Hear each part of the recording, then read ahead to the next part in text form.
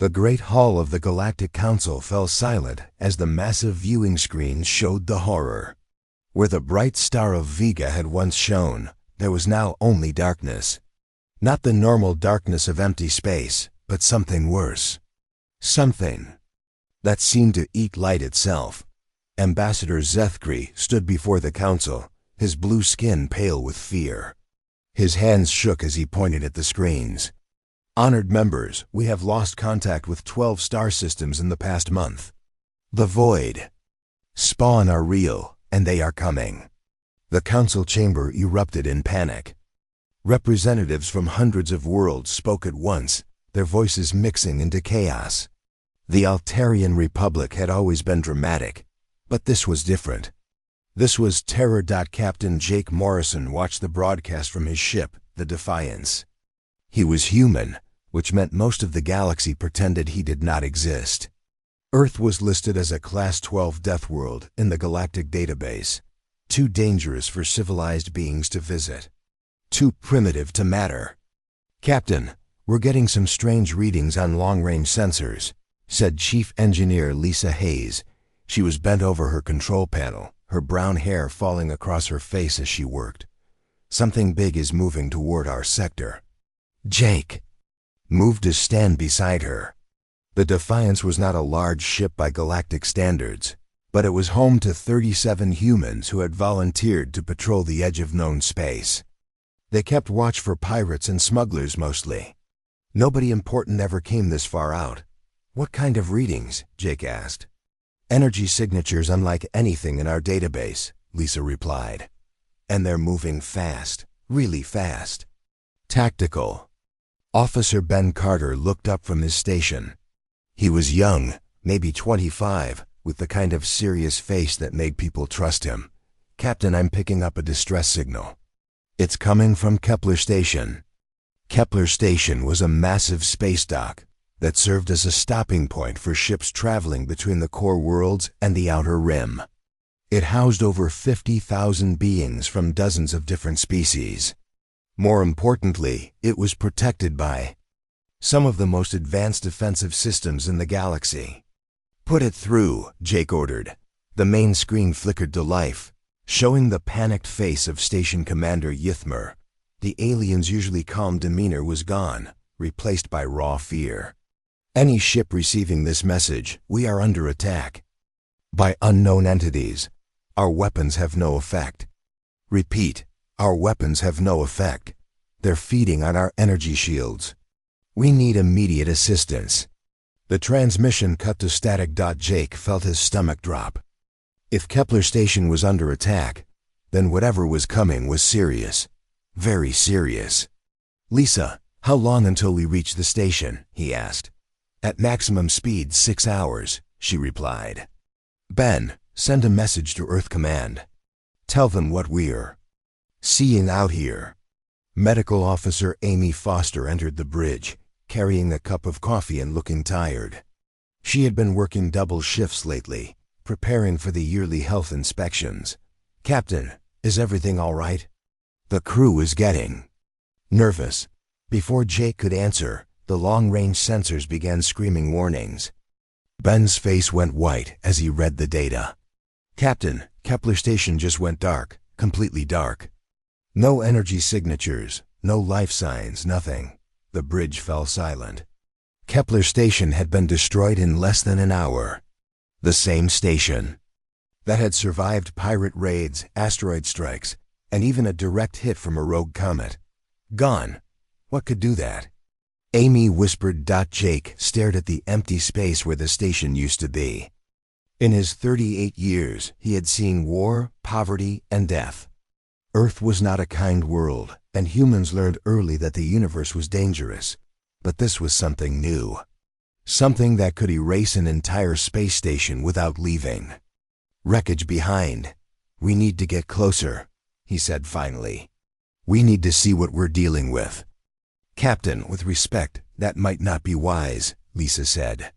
If whatever destroyed Kepler Station is still out there, then we need to know what it is, Jake replied. Earth needs to know what's coming. The Defiance changed course, heading toward the empty space where Kepler Station had been. As they got closer, their sensors began picking up something strange. There were objects moving through the area, but they barely registered on any of their instruments. They seemed to absorb energy rather than reflect it. "Captain," Ben said quietly, "I'm reading at least 50 objects in the area. They're big. Really big. And they're moving in formation." Jake looked at the tactical display. The objects were massive, each one larger than a battleship. But they moved with purpose, like a pack of hunters searching for prey. "Are they ships?" Amy asked. "I don't think so," Ben replied. "They don't match any design in our database. They're more like ... creatures, living creatures." As if hearing his words, one of the objects suddenly changed direction and began moving toward the Defiance. Then another, then a dozen more. "They've spotted us," Lisa said, her voice tight with fear. Jake made a decision that would change everything. Instead of running, he opened a channel to the Galactic Council emergency frequency. Most of the time, humans were ignored when they tried to contact the Council. But desperate times called for desperate measures. "This is Captain Jake Morrison of the human vessel Defiance," he said into the microphone. "We are observing the entities that destroyed Kepler Station. They appear to be living creatures that feed on energy. We are transmitting all sensor data now." He nodded to Ben, who began broadcasting everything their sensors had recorded. The destruction of Kepler Station, the movement patterns of the creatures, their energy-absorbing properties, everything. There was a long pause before a reply came through. It was Ambassador Zethkri, his voice filled with surprise. "Human vessel. Your species is restricted from entering this sector. You should not be here." "Maybe not," Jake replied, watching as more of the creatures began moving toward his ship. "But we're here now, and we're the only ones who saw what happened to Kepler Station. These things are heading toward the core worlds. You need to evacuate the civilian populations." Another pause. Then Zethkri's voice, much quieter now. "Human vessel, maintain your position and continue transmitting data. The Council will consider your information." Jake almost smiled. In one day, humanity had gone from being ignored to being needed. Too bad it had taken the end of the galaxy to make it happen. Admiral Kate Sullivan stood in the command center of Luna Base, watching the reports come in from across the galaxy. Each one was worse than the last. The Void Spawn had destroyed 7 more systems in the past week. Billions of lives lost. Entire civilizations wiped out in hours. "Admiral, we have another transmission from the Galactic Council," said Lieutenant Commander Rick Torres. He was her best analyst, a man who could find patterns in chaos. Right now, his face showed the strain of working 20-hour days. "Put it through," Kate said. The holographic display showed Ambassador Zethkri, but he looked different now. The proud alien diplomat seemed smaller, more fragile. The weight of losing so many worlds had broken something inside him. "Admiral Sullivan," Zethkri began, "the Council has reviewed your species sensor data from the Kepler Station incident. We need to discuss terms of cooperation." Kate raised an eyebrow. 3 months ago, the Galactic Council had refused to even acknowledge that humans existed. Now they wanted to cooperate. "What kind of cooperation?" she asked. "Your ships detected the Void Spawn when ours could not. Your sensors work differently than ours. We need that advantage." Kate looked at Rick, who nodded. They had been expecting this call. The human ships use different technology than the rest of the galaxy. While other species had perfected energy-based systems, humans still relied on older methods.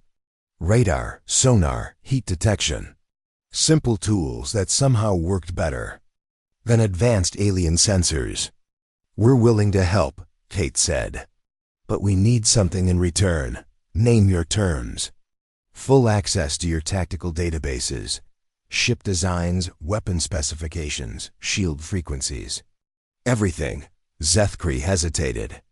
Sharing military secrets with a Deathworld species went against every protocol in the Galactic Charter. But with entire star systems dying every day, protocol seemed less important. Agreed, he said finally. The transmission ended, and Kate turned to Rick. Get me Captain Brooks. It's time to see what our people can do. Captain Dan Brooks commanded the battle carrier Resilience, the newest ship in the human fleet. He was a veteran of the Martian conflicts, a man who understood that sometimes you had to fight dirty to win. Right now he was studying the alien weapon designs that had just been transmitted to his ship. Chief Santos, what do you think? He asked. Chief Weapons Designer Maria Santos looked up from her tablet, shaking her head. It's all energy-based, Captain. Plasma cannons, particle beams, force projectors. Very advanced, but they all work the same way. And the void spawn feed on energy, Dan said. Exactly. These aliens have been fighting with weapons that actually make the enemy stronger. Dan walked to the viewing port and looked out at the stars. Somewhere out there, creatures were eating entire solar systems. The most advanced civilizations in the galaxy couldn't stop them. But maybe, just maybe, there was another way. Maria, what if we went backwards instead of forwards? She looked confused. I don't understand, Captain.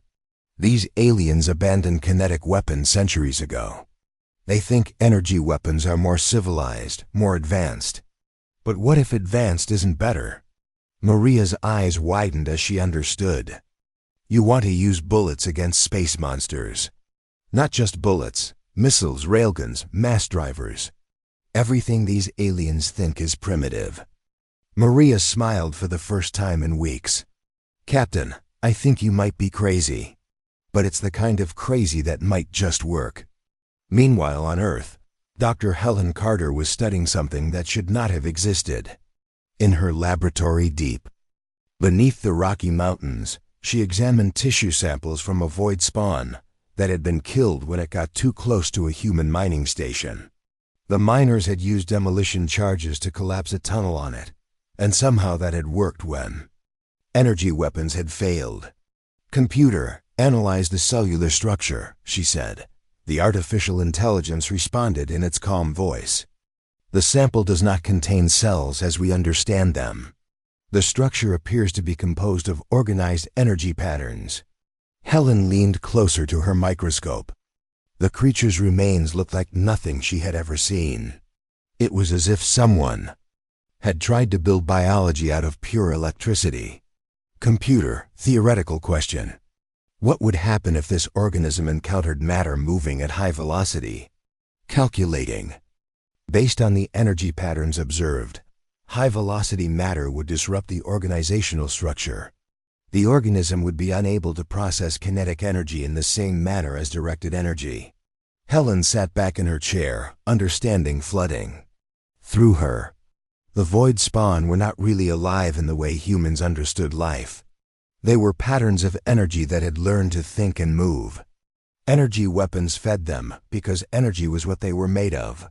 But solid matter moving fast enough would tear them apart like a bullet through paper. She reached for her communication device. Dr. Carter to Admiral Sullivan.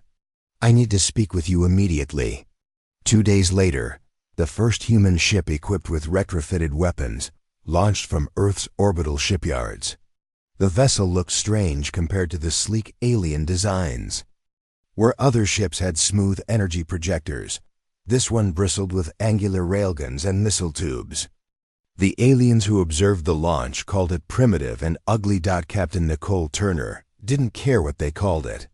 She commanded the assault frigate Ironclad, and she was ready to test their theories against real enemies. Her gunner, Sergeant Tom Mitchell, had trained on every kinetic weapon system humans had ever built.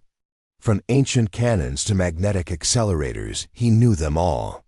Captain, we're approaching the test zone, reported the helmsman. Through the viewing screen, they could see the aftermath of another alien defeat. The remains of a Centaurian battle fleet drifted in space, their hulls cracked and lifeless. And moving through the wreckage were 3 void spawn, feeding on the residual energy from the destroyed ships. "Tom, target the largest one," Nicole ordered. "Yes, ma'am." Loading tungsten penetrator rounds. The railgun charged with a sound like thunder. Unlike energy weapons, which fired silently, kinetic weapons announced themselves. The aliens watching from nearby ships were confused by the noise. "Firing," Tom said. The tungsten rod left the railgun at 30% of light speed. It hit the void spawn center mass and tore completely through it. The creature's energy pattern collapsed instantly, its form dissolving into nothing. The bridge fell silent. Then Tom's voice, filled with wonder. "Direct hit. Target destroyed." Nicole smiled grimly. Humanity had just fired the first shot in a war they might actually win. The first joint operation between humans and aliens was a disaster from the start. Commander Alex Rivera led his squadron of 12 human fighters toward the void spawn formation, while a fleet of Altarian cruisers followed behind. The aliens had insisted on maintaining their energy shields, despite human warnings. "Alien fleet, you need to shut down your shields," Alex spoke into his radio. "They're like dinner bells to these things." Fleet Commander Yithmer's voice crackled back, full of pride and stubbornness. "Human pilot, our shields have protected us for 1,000 years. We will not abandon them now." Alex shook his head. 3 weeks of successful human attacks had not been enough to convince the aliens that their technology was the problem. They still believed that energy weapons were superior, that their shields were necessary for survival. "Your funeral," Alex muttered, then switched to the human frequency. "All fighters weapons free. Remember, these things eat energy and spit out death. Keep your distance and use kinetic rounds only." The void spawn formation consisted of 15 creatures, each one the size of a battleship. They moved through space like sharks through water, their dark forms barely visible against the stars. But as soon as the alien ships came within range, the creatures turned toward them like moths to a flame. The Altarian cruisers opened fire with their plasma cannons, sending streams of superheated energy toward the void spawn. The creatures absorbed the energy blasts, growing larger and brighter with each hit. Their own attacks came in response, beams of pure darkness that cut through the alien shields like they were made of paper. "Alien fleet, get out of there!" Alex shouted, but it was too late. The lit Altarian cruiser exploded in a ball of fire, its hull cracking apart as the void spawn drained its power systems. Alex armed his missiles and dove into the fight. His fighter was small and fast, equipped with conventional explosive warheads that the aliens considered primitive. But primitive worked. The first missile hit a void spawn in what might have been its head, and the creature writhed in pain as the chemical explosion tore through its energy matrix. "Direct hit," called out Lieutenant Sarah Kim from Fighter 2. "The ugly thing doesn't like our firecrackers." More human fighters joined the attack, their missiles and autocannons ripping into the void spawn formation. The creatures tried to adapt, sending their dark energy beams toward the human ships, but the humans were too fast and too small. They danced between the attacks like gnats around a giant. Meanwhile, Captain Nicole Turner watched the battle from the bridge of the ironclad.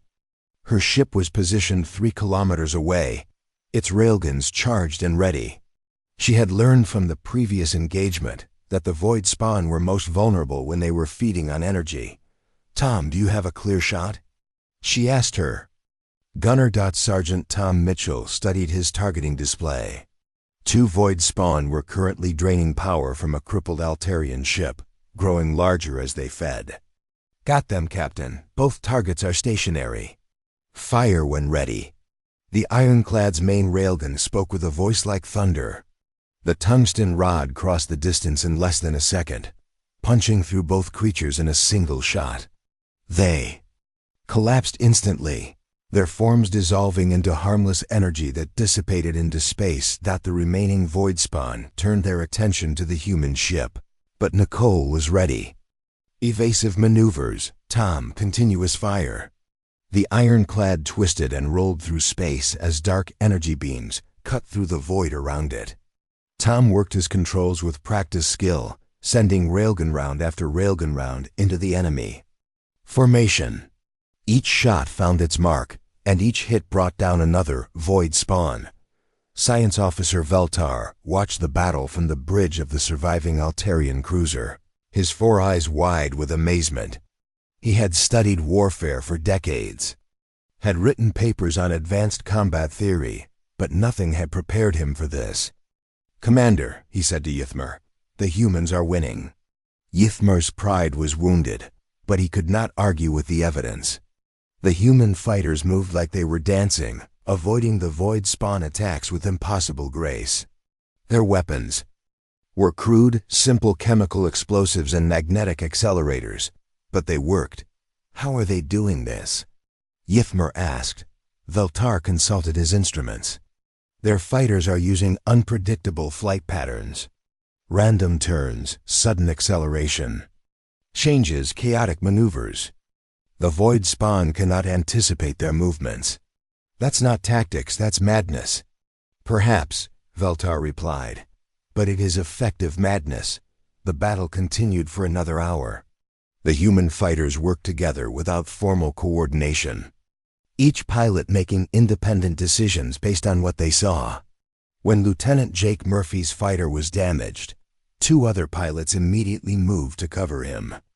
When Commander Rivera ran low on ammunition, Captain Turner's ship provided covering fire. Dr. Paul Anderson watched the battle from his research station aboard the human science vessel Discovery. He had been studying void spawn behavior for weeks, trying to understand how they hunted and fed. What he saw now confirmed his theories. "Captain Morrison," he called to the ship's commander, "the void spawn are trying to learn human tactics, but they can't." Captain Jake Morrison looked up from his own instruments. "What do you mean?" "They're energy beings from a dimension where everything follows predictable patterns. Energy flows in straight lines, follows mathematical formulas. But human behavior is chaotic, unpredictable. They literally cannot understand what we're doing." Jake smiled grimly. Humans had always been good at being unpredictable. It was one of the things that made them dangerous. The last void spawn fell to a combined attack from 3 human fighters, their missiles hitting it from different angles simultaneously. The creature's form collapsed inward, then exploded outward. In a shower of harmless light, the battle was over. 15 void spawn destroyed, 3 human fighters damaged but repairable, and 1 alien cruiser lost. The surviving Altarian ships hung in space, their crews stunned by what they had witnessed. "Human fleet," came Ythmer's voice over the radio. "The Galactic Council requests a full tactical debrief." Alex Rivera grinned as he guided his fighter back toward the ironclad. "Tell them we'll be happy to explain. But they might not like what they hear." For the first time in galactic history, the most advanced civilizations in the universe were about to take military advice from a species they had dismissed as primitive savages. News of the human victory spread across the galaxy like wildfire.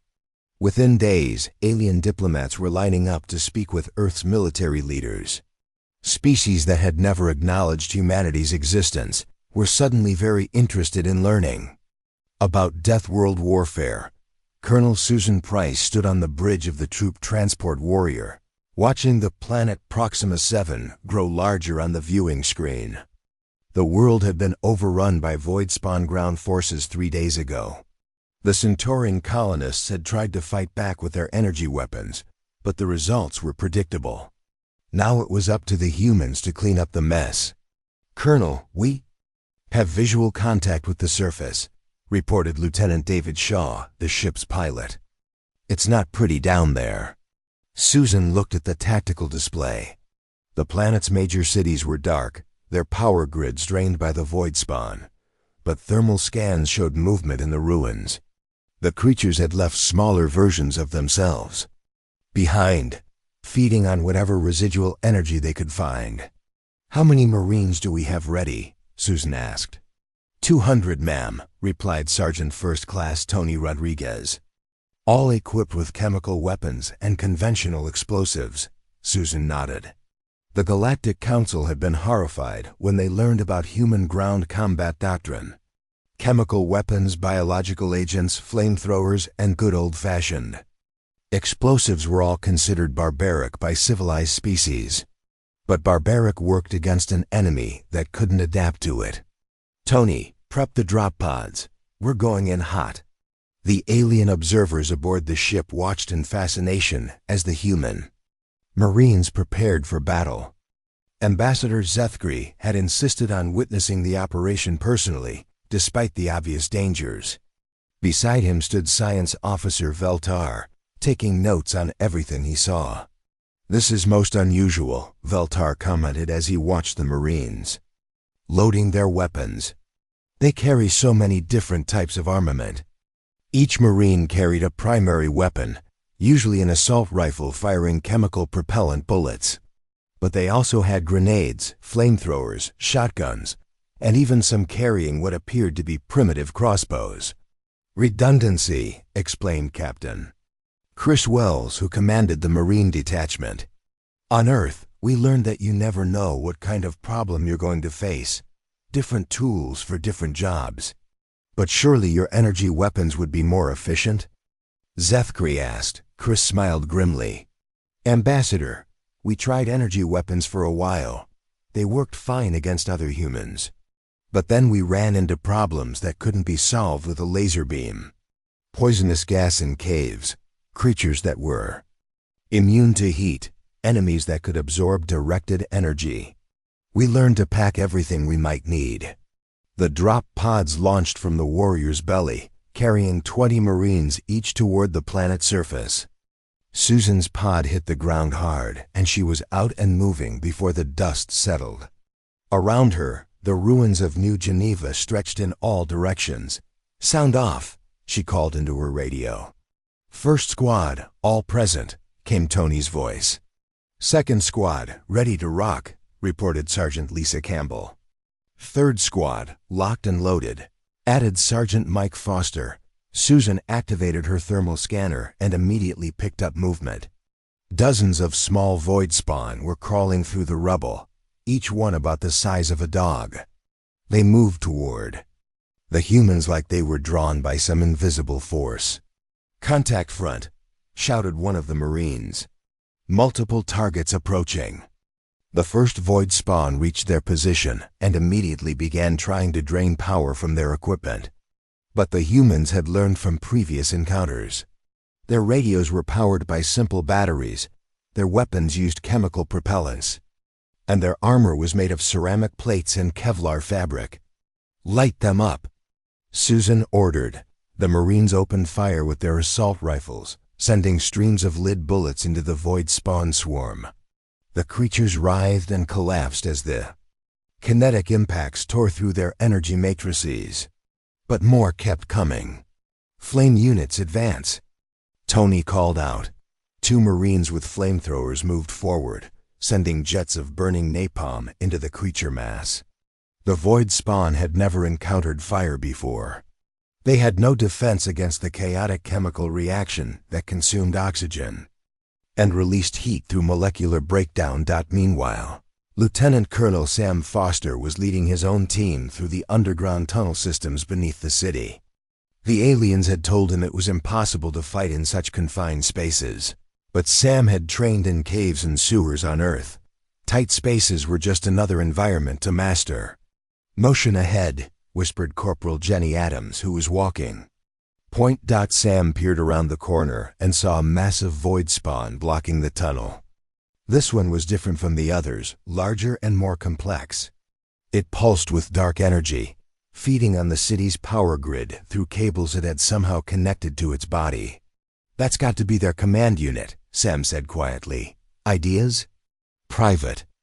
Ryan Clark held up a satchel charge, an explosive device that would have been considered ancient by galactic standards. Boom?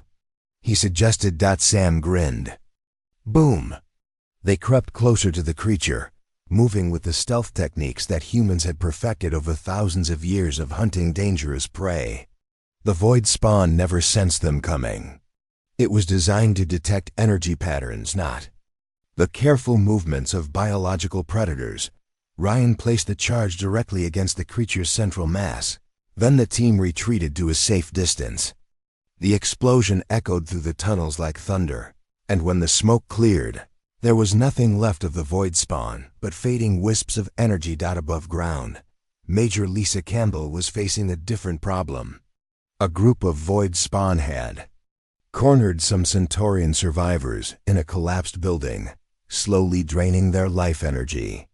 The aliens were too weak to move, and the creatures were too close for explosives. Lisa pulled out her crossbow, an ancient weapon that fired steel bolts through pure mechanical force. The aliens watching from orbit were amazed as she calmly aimed and fired, putting a bolt through the nearest void spawn's center mass. The creature collapsed instantly. "Primitive weapons," she said into her radio, "for primitive problems." Back on the Warrior, Veltar was frantically taking notes. "They use different weapons for different situations," he muttered to himself. "Kinetic for direct combat, chemical for area denial, incendiary for crowd control, mechanical for precision. Strikes. It's not random at all, it's adaptive." Ambassador Zethkri watched the tactical displays with growing understanding. The humans were not using primitive weapons because they were too stupid to invent better ones. They were using them because they had learned through millions of years of evolution on a hostile world that sometimes the old ways were the best ways. "Science officer," he said quietly, "I believe we have been approaching this war incorrectly." "How so, Ambassador?" "We have been trying to fight the void spawn as if they were another advanced species, but they are not. They are predators, and the humans know how to hunt predators." On the planet below, Colonel Susan Price coordinated the final assault on the remaining void spawn concentrations. Her Marines moved through the ruins like they had been born for urban warfare, using everything from medieval siege tactics to modern chemical weapons. The last major concentration of enemies was holed up in the city's power plant, feeding on the fusion reactor. The aliens said it would be impossible to dislodge them without destroying the reactor and irradiating the entire region. Susan looked at the problem for exactly 30 seconds before coming up with a solution. "Tony, do we still have those fire suppression charges?" "Yes, ma'am. Carbon dioxide canisters designed to smother chemical fires." "Perfect. The void spawn need energy to maintain their form." "No energy, no creatures." 20 minutes later, the power plant was flooded with inert gas. The void spawn, suddenly cut off from all sources of energy, simply faded away like candles being blown out. The planet was secured. 200 human Marines had accomplished what an entire alien battle fleet had failed to do. They had done it with weapons that the galaxy considered obsolete, tactics that were deemed barbaric, and an understanding of warfare that came from living on a world where everything wanted to kill them. As the transport ships prepared to leave Proxima 7, Ambassador Zethkri made a decision that would change the course of the war. "Science officer," he said, "send a message to the Galactic Council. Tell them we need to learn everything we can about Deathworld combat doctrine. Everything, Ambassador, everything. If we are going to survive this war, we need to start thinking like humans." The dimensional rift near the galactic core was larger than anyone had imagined. Admiral Jake Morrison stood on the bridge of his flagship, the Endeavour, watching the massive tear in space through which the void spawn continued to pour into their universe. It stretched across millions of kilometers, a wound in reality itself that pulsed with dark energy.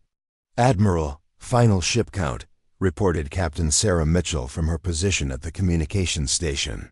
"We have 47 human vessels from 12 different nations. The alien support fleet numbers over 300 ships. Jake nodded grimly. Every human military vessel that could make the journey was here. Ships from the United States, Russia, China, Brazil, India, and 7 other Earth nations. For the first time in human history, every country on Earth was fighting together for the same cause. And the weapon status? Jake asked. Chief Engineer Pete Adams looked up from his console, sweat beading on his forehead. The planet killer is charged and ready, Admiral. But I have to warn you, this thing has never been tested at full power. We're basically strapping rockets to an asteroid and hoping physics works the way we think it does. The weapon Pete was talking about was humanity's most desperate creation. When conventional kinetic weapons had proven effective against individual void spawn, human engineers had asked a simple question: what if they made the biggest kinetic weapon possible? The result was a device that could accelerate entire asteroids to near light speed. Commander Bennett, are your fighters ready? Jake asked. Commander Alex Bennett commanded the combined human fighter squadrons, pilots from every nation on Earth flying together under one flag. All wings report ready, Admiral. We have 800 fighters armed with every kinetic weapon we could think of.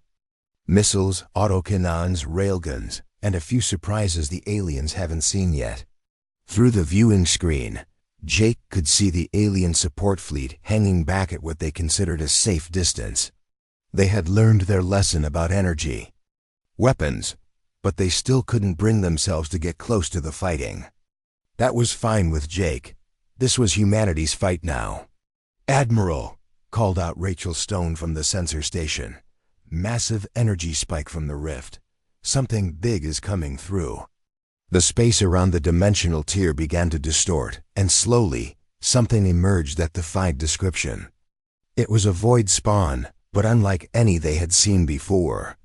This one was the size of a moon, its dark form crackling with energy from consumed star systems. Behind it came dozens of smaller creatures, each one larger than the biggest human battleship. "My God," whispered Sarah Mitchell, "that's their queen." Jake felt his stomach clench with fear, but he pushed the feeling down. Earth's children had faced extinction before. Ice ages, asteroid impacts, supervolcano eruptions, and a dozen other disasters that should have wiped them out. But humans were survivors. They adapted, they improvised, and they never gave up. "All ships, this is Admiral Morrison," he announced over the fleet communication system. "Today we end this war. Today we show the universe what humans can do when we work together. All ships, weapons free. Let's send these things back where they came from." The human fleet spread out in a formation that would have made alien tacticians weep. There was no order to it, no geometric precision. Ships from different nations used different tactics, different weapons, different approaches. But somehow it worked. The Russian heavy cruiser Stalingrad opened fire first, its massive railgun sending tungsten penetrators into the void spawn formation. The Chinese destroyer Yangtze followed with a barrage of conventional missiles. The Indian frigate Mumbai added its own autocannon fire to the mix. Commander Bennett led his fighters into the swarm of smaller void spawn, his pilots weaving between enemy attacks like they were performing an aerial ballet. The void spawn tried to target them with their energy beams, but human pilots had learned to fly like no other species in the galaxy. Random turns, sudden stops, impossible maneuvers that defied logic and prediction. "Fox 2, Fox 2, called out Lieutenant Bobby Chun as his missile found its target. "Splash one ugly." The battle raged for hours. Human ships took damage, but they kept fighting. When the Brazilian corvette Santos had its main engines destroyed, Captain Maria Valdez used the ship's maneuvering thrusters to ram a void spawn, destroying both ship and creature in a ball of fire and twisted metal. But the real target was the Queen. The massive creature hung in space near the dimensional rift, sending out waves of dark energy that strengthened the smaller void spawn. As long as it lived, the enemy would keep getting reinforcements. "Pete, is the planet killer ready?" Jake asked. Charged and locked on target, Admiral. But we only get one shot. Jake looked at the tactical display. The Queen was surrounded by dozens of smaller creatures, all of them positioned to protect her. A conventional attack would never get through. But Jake had an idea, the kind of crazy plan that only a human would think of. All ships, converge on my position, he ordered. We're going to clear a path the old-fashioned way. What happened next would be talked about in military academies for 1,000 years. Every human ship in the fleet formed up around the Endeavor and charged straight at the Void Spawn Queen. Not with weapons blazing, but in complete silence, using momentum and mass as their weapons. The alien observers watched in horror as human. Ships rammed into the enemy formation, trading their lives for clear shots at the target. The Canadian destroyer Toronto took down 3 Void Spawn before its hull cracked apart. The South African frigate Cape Town used its last functional system to detonate its missile magazine inside a creature's energy matrix, but the sacrifice worked. A clear path opened between the Endeavor and the Queen. Now, Pete, Jake shouted. The planet killer fired. A chunk of asteroid the size of a city block, accelerated to 30% of light speed, crossed the distance in less than a second. The Void Spawn Queen had no time to react, no time to adapt. The kinetic impact tore through her energy matrix, like a bullet through paper.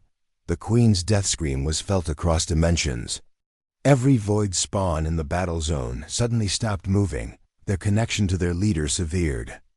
One by one, they began to fade away, their energy patterns collapsing without the Queen's power to sustain them. The dimensional rift began to close, reality healing itself as the alien intrusion was cut off. Within minutes, the tear in space had sealed completely, leaving only empty void where the Void Spawn had emerged. The battle was over.